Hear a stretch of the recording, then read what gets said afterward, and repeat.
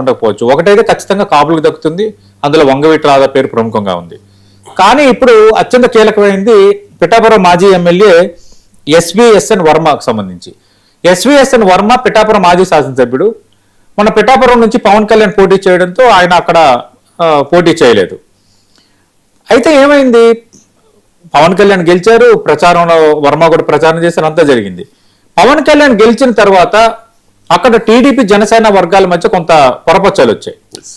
అలాగే వర్మ కొందరిని రెచ్చగొడుతున్నారు, జనసేనాన్ని తక్కువ చేసి చూస్తున్నారు, ప్రతి దాంట్లో ఇన్వాల్వ్ అవుతున్నారు, మాకే తెలియాలంటున్నారు, ప్రతి బ్యానర్ పైన అతని ఫోటో కానీ అందరిది ఉండాలని కొంచెం రప్చర్ చేస్తున్నారు అనేది కొంచెం వివాదాలు ఎక్కువైపోయాయి.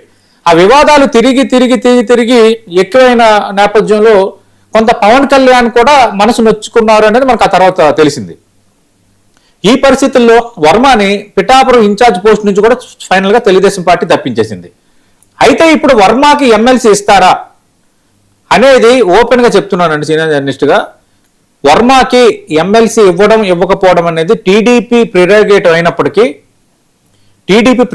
అయినప్పటికీ ఖచ్చితంగా without consent of Andhra Pradesh deputy CM Janasena అధినేత పవన్ కళ్యాణ్ వర్మకి ఎమ్మెల్సీ అంత ఈజీగా ఇస్తారని నేను అనుకోవట్లేదు. ఒకవేళ ఇవ్వాలనుకుంటే ఖచ్చితంగా చంద్రబాబు నాయుడు, లోకేష్ ఇద్దరు కూడా పవన్ కళ్యాణ్తో ఒక మాట చెప్పి ఇలా వర్మకి ఇద్దాం అనుకుంటున్నాము అని చెప్పే ఇస్తారు. ఒకవేళ పవన్ కళ్యాణ్ మళ్ళీ అంటే పవన్ కళ్యాణ్ అనే కాదు, జనసేన పార్టీ ఒకవేళ ఎందుకు ఇక్కడ మరో అధికార కేంద్రం ఏర్పడి మళ్ళీ గందరగోళం ఏర్పడే అవకాశం, ఇప్పుడు ఎమ్మెల్సీ అయితే ఖచ్చితంగా ఆయనకు అధికారం దక్కుతుంది. ఆయన కూడా ఒక ప్రోటోకాల్ ఉంటుంది. ఒక రకంగా ఎమ్మెల్యే కంటే ఎమ్మెల్సీకి ప్రోటోకాల్లో ఫస్ట్ ప్రియారిటీ ఉంటుంది.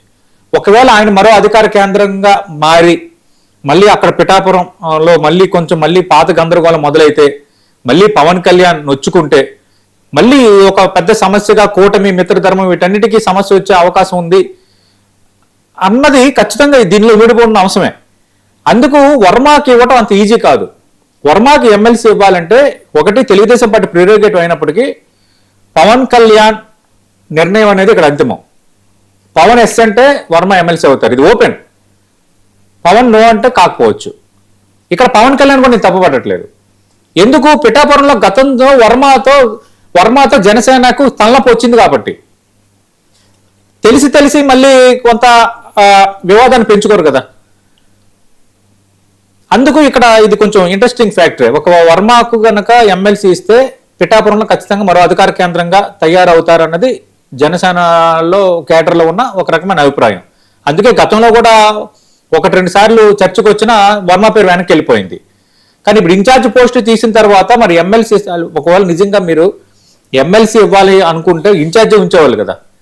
ఇప్పుడు ఇన్ఛార్జిగానే ఆయన తెలుగుదేశం పార్టీ కార్యకలాపాలు నిర్వహించడంలో జనసేనతో పొరపచ్చాలు గందరగోళం ఏర్పడింది.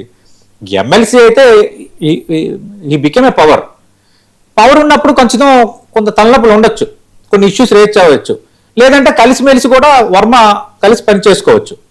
అందుకు ఈ సమస్యలన్నీ ఉన్నాయి కాబట్టి ఎందుకు ఈ తలనొప్పి, ఈ టైంలో మనం వర్మకి ఇవ్వాలా వద్దా అన్నది అంత పాజిటివ్గా కనిపిస్తున్న అంశం కాదు.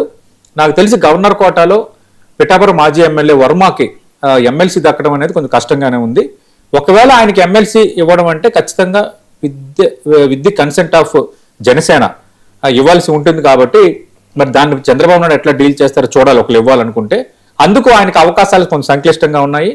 ఇక దేవినేని ఉమా పేరు కూడా వినిపిస్తోంది. మాజీ మంత్రి, నీటిపారుదల శాఖ మంత్రి దేవినేని ఉమా ఆ పేరు కూడా వినిపిస్తోంది. ఎందుకంటే దేవినేని ఉమా అనుభవజ్ఞుడు, సీనియరు, కొంచెం కృష్ణా జిల్లాల్లో ఉన్న సామాజిక ఈక్వేషన్స్లో భాగంగా దేవినేని ఉమా మండలిలో ఉంటే బెస్ట్ అన్న ఒక ఆలోచనలో ఉన్నారని అంటున్నారు.